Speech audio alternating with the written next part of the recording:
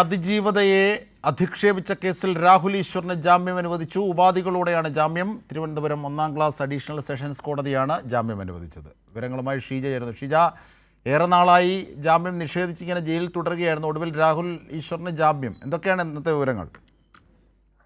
തീർച്ചയായും ജിംഷാദ്, അതിജീവിതയെ അധിക്ഷേപിച്ച കേസിലാണ് നിലവിലിപ്പോൾ രാഹുൽ ഈശ്വറിന് ജാമ്യം അനുവദിച്ചിരിക്കുന്നത്. തിരുവനന്തപുരം 1-ാം അഡീഷണൽ സെഷൻസ് കോടതിയാണ് ജാമ്യം ഉപാധികളോടെ അനുവദിച്ചിരിക്കുന്നത്. ഇന്ന് കോടതി രാവിലെ കേസ് പരിഗണിച്ചിരുന്നു.